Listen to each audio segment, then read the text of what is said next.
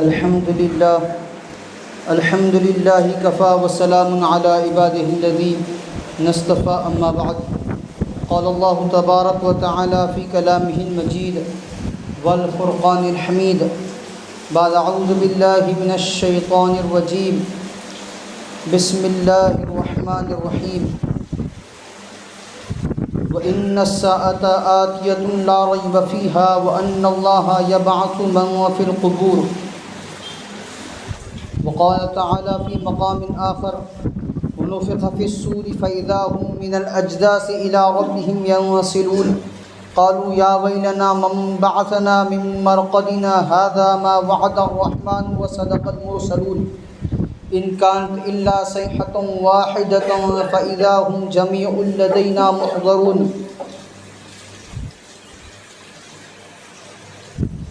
عن أبي هريرة رضي الله تعالى عنه قال رسول الله صلى الله تعالى عليه وسلم: يحشر الناس يوم القيامة ثلاثة أصناف: صنفا مشاة وصنفا ركبانا وصنفا على وجوههم. قيل يا رسول الله كيف يمشون على وجوههم؟ قال: إن الذي أمشاهم على أقدامهم قادر على أن يمشيهم على وجوههم. أما إنهم يتقون بوجوههم كل حدب وشوك. رواه الترمذي أو كما قال عليه الصلاة والسلام. اللهم صل على سيدنا محمد وعلى آل سيدنا محمد بارك وسلم. اللهم صل على سيدنا محمد وعلى آل سيدنا محمد بارك وسلم. اللهم صل على سيدنا محمد وعلى آل سيدنا محمد بارک وسلم. موت سے کس کو رستگاری ہے؟ آج وہ کل ہماری باری ہے. معزز سامعین کرام، ملت اسلامیہ کے عزیز نوجوانوں، بزرگان ملت، منازل الآخرہ یعنی آخرت کی منزلیں، اس کی تیسری کڑی چڑھ رہی ہے. سکرات الموت کو ہم نے سنا، موت آنے کے قریب ہے، اس کے حالات ہم نے سنے. موت آ چکی، تجہیز و تکفین کے حالات کو ہم نے سنے، اور قبر کے اندر کیا کچھ ہونے والا ہے اس کے حالات کو ہم نے سنا. اب جو بات گوش گزار کی جا رہی ہے وہ ہے بعث بعد الموت. یعنی جتنے بھی روئے زمین پر بسنے والے انسان ہیں، سیدنا آدم علیہ السلام سے لے کر قیامت تک کے آخری پیدا ہونے والے انسان تک، سارے انسان فنا ہوں گے. کل من علیہا فان ویبقى وجہ ربک ذو الجلال والاکرام. سارا کچھ فنا ہوگا، صرف اللہ وحدہ لا شریک لہ کی ذات اقدس باقی رہنے والی ہے. جب سب فنا ہوں گے تو لازمی بات ہے اس فنا کے بعد دوبارہ وجود بخشا جائے گا، دوبارہ اٹھ کھڑا کرایا جائے گا، زندہ کیا جائے گا، قبروں سے دوبارہ نکالا جائے گا. اس کو کہتے ہیں بعث بعد الموت، موت کے بعد دوبارہ اٹھایا جانا. اور یہ ایمان والے کے عقیدوں میں سے ہے کہ ہر انسان کو مرنا ہے، اور مرنے کے بعد دوبارہ اللہ تبارک و تعالیٰ اپنے قدرت سے زندہ کریں گے. اٹھ کھڑا ہونا ہے، اللہ تبارک و تعالیٰ کے روبرو کھڑا ہونا ہے، جواب دہی کے لیے اپنے آپ کو تیار کرنا ہے. جیسی کچھ زندگی گزاری ہے اس مطابق موت آنی ہے.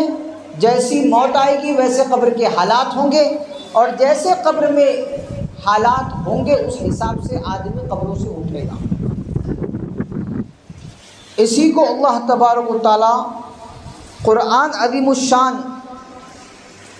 سورۃ الحج آیت نمبر 7 میں ارشاد فرماتے ہیں: وَأَنَّ السَّاعَةَ آتِيَةٌ لَا رَيْبَ فِيهَا وَأَنَّ اللَّهَ يَبْعَثُ مَن فِي الْقُبُورِ.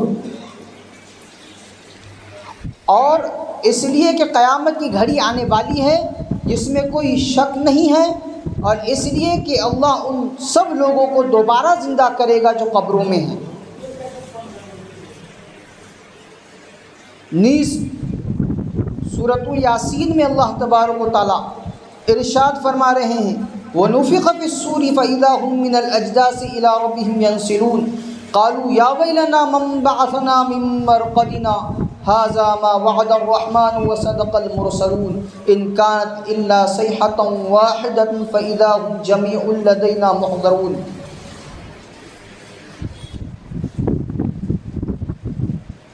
یہ قیامت اللہ تبارک و تعالیٰ اس میں فرما رہے ہیں، اور جب سور پھونکا جائے گا تو یکایک ساری وہ انسانیت جو اب تک پیدا ہو چکی تھی، جتنے روئے زمین پر انسان پیدا ہوئے ہیں، قیامت تک کے جتنے بھی انسان پیدا ہوئے ہیں، وہ سب کے سب یکایک کھڑے ہوں گے اپنی قبروں سے، اور سور پھونکا جائے گا، یکایک اپنی قبروں سے نکل کر اپنے پروردگار کی طرف تیزی سے روانہ ہو جائیں گے۔ کہیں گے کہ ہائے ہماری بدبختی، ہمیں کس نے اپنی مرقد یعنی قبروں سے کھڑا کیا ہے؟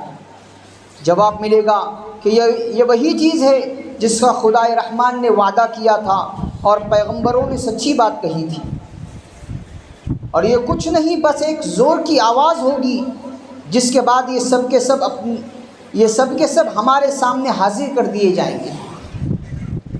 سورۃ یاسین آیت نمبر 51، 52 اور 53، ان 3 آیتوں میں اللہ تبارک و تعالیٰ فرما رہے ہیں کہ پوری انسانیت اللہ کے روبرو کھڑی کر دی جائے گی۔ تو یہ جو مرنے کے بعد دوبارہ جی اٹھنے کا نظام ہے اللہ تبارک و تعالیٰ کا، اس کو اللہ تبارک و تعالیٰ نے قرآن عظیم الشان میں فرمایا۔ اب اس میں بھی ایک اور نقطے کی چیز، اربوں خربوں انسان پیدا ہو چکے، دنیا سے جا چکے، بہت سے قبروں میں دفن کیے جا چکے، بہت سے جلائے جا چکے، بہا دیے گئے، اور الگ الگ مذہب، الگ الگ نظریے کے اعتبار سے انہیں انجام تک پہنچایا گیا۔ ان تمام کو اپنے روبرو کھڑا کرنا، یہ خود اپنے اندر ایک بہت عجیب چیز کہ اللہ تبارک و تعالیٰ کی قدرت کہ اللہ پوری انسانیت کو اپنے سامنے کھڑا کریں گے۔ اور اس پر اور زیادہ تعجب خیز بات سورۃ القیامہ آیت نمبر 4 میں اللہ تبارک و تعالیٰ ارشاد فرما رہے ہیں بلا قادرین علی ان نسوی بنانا، کیوں نہیں جبکہ ہمیں اس پر بھی قدرت ہے کہ ان کی انگلیوں کے پور پور کو ٹھیک ٹھیک بنا دیں۔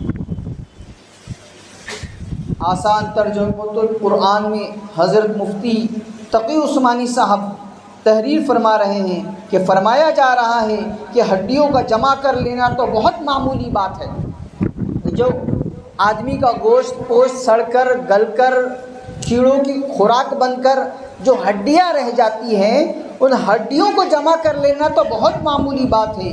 اللہ تعالیٰ تو انسان کی انگلیوں کے ایک ایک پروے دوبارہ ٹھیک ٹھیک اسی طرح دوبارہ بنانے پر قادر ہے جیسے وہ شروع میں تھے۔ فنگر پرنٹس جس کو ہم کہتے ہیں، انگلیوں کے پروے کا خاص طور پر اس لیے ذکر فرمایا کہ ان پرووں میں جو باریک باریک لکیریں ہوتی ہیں وہ ہر انسان کی دوسرے سے الگ ہوتی ہے، اسی وجہ سے نشان کو استعمال کیا جاتا ہے، انگوٹھے کے نشان کو استعمال کیا جاتا ہے کہ ہر ایک کے انگوٹھے کا جو فنگر پرنٹس ہے وہ الگ ہے دوسرے سے، اس لیے اس کو استعمال کیا جاتا ہے۔ ان لکیروں میں اتنا باریک باریک فرق ہوتا ہے کہ اربوں خربوں انسانوں کی انگلیوں کے اس فرق کو یاد رکھ کر پھر دوبارہ وہی لکیریں اسی انسان کو دینا، یہ اللہ تبارک و تعالیٰ کے سوا کسی اور کے لیے ممکن نہیں ہے۔ اتنا زیادہ اللہ تبارک و تعالیٰ بندے کو واپس کریں گے۔ یہ اس کی باڈی ہے 60 سال 70 سال جو اپنی اس باڈی میں روح کو لیے یہ پھر رہا تھا، اب مر گیا، دفنا دیا گیا، جلا دیا گیا، بہا دیا گیا، جو کچھ کر دیا گیا، نہ صرف یہ کہ انسان واپس آئے گا اللہ کے روبرو کھڑا ہوگا، اس کی فنگر پرنٹ سے بھی اسی کو واپس ملے گی، کسی دوسرے کو نہیں ملنے والی۔ یہ ہے اللہ کی قدرت۔ پھر انسان جو اللہ کے روبرو کھڑے کیے جائیں گے اس کا حال بیان کیا گیا ہے احادیث مبارکہ میں۔ ترمذی شریف کی روایت ہے، سیدنا ابو ہریرہ رضی اللہ تعالیٰ عنہ روایت کرتے ہیں کہ رسول اللہ صلی اللہ تعالیٰ علیہ وسلم نے ارشاد فرمایا، قیامت کے دن سب آدمی 3 قسموں اور 3 گروہوں میں اٹھائے جائیں گے۔ جتنے انسان قیامت تک کے پیدا ہو چکے اللہ کے روبرو کھڑے ہونے ہیں، وہ 3 گروہوں میں 3 جماعتوں میں تقسیم کیے جائیں گے، اٹھائے جائیں گے۔ ایک قسم پیدل چلنے والے کی، ایک قسم سوار کی، اور ایک قسم منہ کے بل چلنے والوں کی۔ صحابہ کرام رضی اللہ عنہم اجمعین نے عرض کیا، یا رسول اللہ، یہ تیسرا جو گروہ ہے منہ کے بل چلنے والا، یہ کس طرح چل سکیں گے؟ منہ کے بل کس طرح چل سکیں گے؟ آپ صلی اللہ تعالیٰ علیہ وسلم نے ارشاد فرمایا، جس اللہ نے انہیں پاؤں کے بل چلایا ہے وہ اس پر بھی قدرت رکھتا ہے کہ ان کو منہ کے بل چلائے،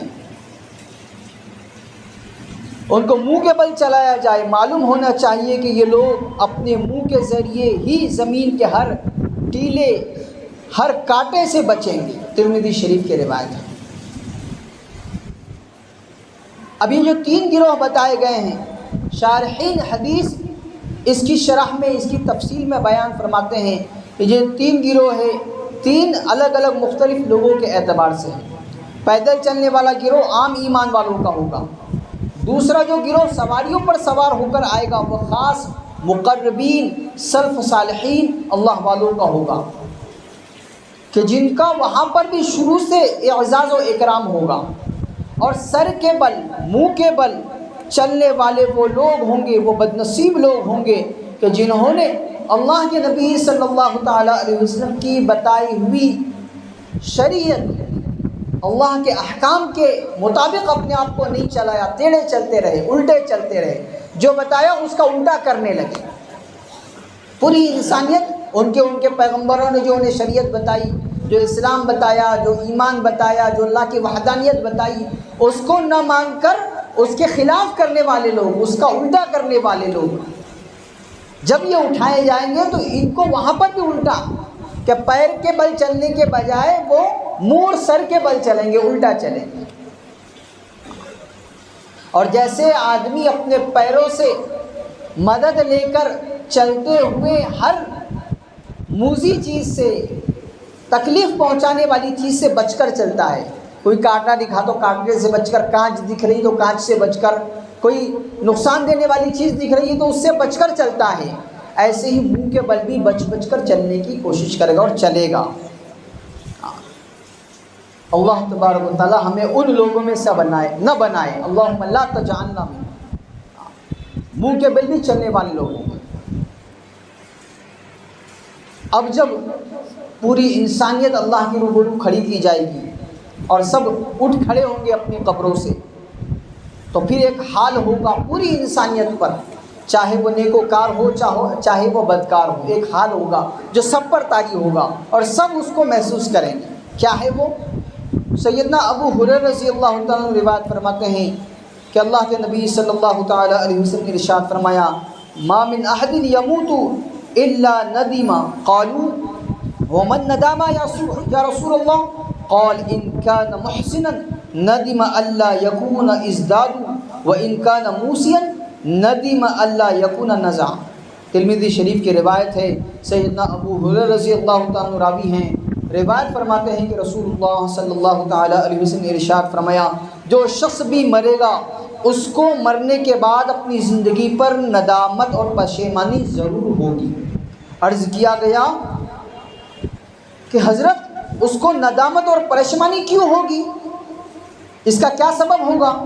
آپ نے فرمایا کہ اگر وہ مرنے والا نیکوکاروں میں سے ہوگا تو اس کو اس پر ندامت ہوگی اور حسرت ہوگی کہ اس نے نیکوکاروں کی زندگی کو اور زیادہ کیوں نہ جیا، اور زیادہ کیوں نہ نیکیاں کی۔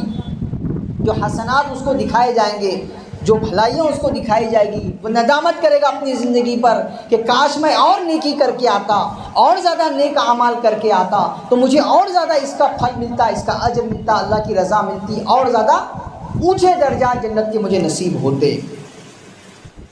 اور اگر وہ بدکار ہوگا تو اس کو ندامت اور حسرت ہوگی کہ وہ بدکاری سے باز کیوں نہ آیا، کیوں وہ بدکاری کی زندگی گزار کر آیا ہے، کیوں ایسی زندگی گزار کر آیا جس کی پاداش میں آج وہ اللہ تبارک و تعالیٰ کی رضا کو نہیں پا رہا، اللہ کی خوشنودی اس کو حاصل نہیں ہو پا رہی، اللہ کا غضب، اللہ کی ناراضگی ان کے ہاتھ آ رہی ہے، کیوں وہ ایسی زندگی گزار کر آیا؟ اس زندگی پر اس کو ندامت ہوگی اور حسرت ہوگی۔ ترمذی شریف کی روایت ہے۔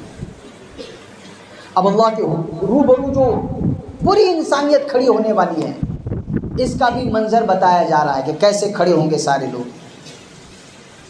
ابن حاتم سے روایت ہے، کہتے ہیں کہ رسول اللہ صلی اللہ تعالیٰ علیہ وسلم نے فرمایا، قیامت میں تم میں سے ہر شخص اس طرح اپنے پروردگار کے سامنے بلا واسطہ روبرو کلام کرے گا کہ نہ درمیان میں کوئی ترجمان ہوگا اور نہ کوئی پردہ حائل ہوگا۔ اس وقت بندے کی یہ کیفیت ہوگی کہ وہ حیرت اور بے بسی سے ادھر ادھر دیکھے گا۔ جب اللہ تبارک و تعالیٰ کے روبرو کھڑا کیا جائے گا اور کوئی پردہ، کوئی آڑ نہیں ہوگی، کوئی ترجمان نہیں ہوگا، ڈائریکٹ بات چیت، تو یہ گھبرایا ہوا بے بسی میں ادھر ادھر دیکھے گا۔ وہ اپنی دائنی طرف دیکھے گا تو اس کو اپنے اعمال دکھائی دیں گے، بائیں طرف دیکھے گا تو اپنے اعمال دکھائی دیں گے، اچھے برے اعمال دکھائی دیں گے، اور وہ اس بے بسی میں جب سامنے کی طرف، اپنے نیچے کی طرف دیکھے گا تو اسے آگ دکھائی دے گی، آگ کا منظر دکھائی دے گا، اسے آگ دکھائی دے گی اور وہ آگ کو دیکھے گا۔ پس اے لوگوں، دوزخ کی آگ سے اپنے آپ کو بچاؤ۔ اللہ کے نبی صلی اللہ تعالیٰ علیہ وسلم اس منظر کو بتانے کے بعد فرما رہے ہیں کہ اے لوگوں، دوزخ کی آگ سے اپنے آپ کو بچاؤ، چاہے خشک کھجور صدقہ کر کے کیوں نہ ہو۔ یعنی یہ جو دنیاوی زندگی اللہ نے دی ہے، اعمال کرنے کے لیے دی ہے، اللہ کی رضا والے اعمال کرنے کے لیے دی ہے، اس میں کرو، جتنی نیکیاں کر سکتے ہو کرو، جتنی بھلائیاں کر سکتے ہو کرو، جتنا زیادہ اپنے آپ کو دوزخ کی آگ سے بچانے کی فکر کر سکتے ہو کرو، کیونکہ وہاں یہ منظر ہونے والا ہے، وہاں یہ سب کچھ ہو کے رہے گا۔ بخاری شریف، مسلم شریف کی روایت ہے۔ تو قبر سے اٹھائے جانے کا یہ جو منظر ہے، اس کی تیاری کرنی ہے کہ مجھے جب اللہ کے روبرو کھڑا ہونا ہے اور پیشی کے لیے موجود ہونا ہے اور پوری انسانیت کھڑے ہونے والی ہے، تو اپنے آپ کو تیار کرنا ہے اللہ کے پاس کھڑے ہونے سے پہلے، موت سے پہلے موت کی تیاری، اس زندگی کی تیاری جو زندگی ہمیشہ ہمیشہ کی زندگی ہے، جس کو کبھی موت نہیں آئے گی، اس موت کے بعد کی زندگی کے لیے تیار ہونا ہے۔ اللہ تبارک و تعالیٰ مجھے بھی، آپ کو بھی، ساری امت اسلامیہ کو، ہمیں اپنی ساری زندگی اللہ کی رضا والے اعمال کے ساتھ گزارنے کی توفیق عطا فرمائے، اللہ کی ناراضگی والے سارے کاموں کو اپنی زندگی سے نکال پھینکنے کی اللہ توفیق عطا فرمائے۔ وآخر دعوانا الحمد للہ رب العالمین، والصلاة والسلام علی سید الانبیاء والمرسلین صلی اللہ تعالی علیہ وسلم۔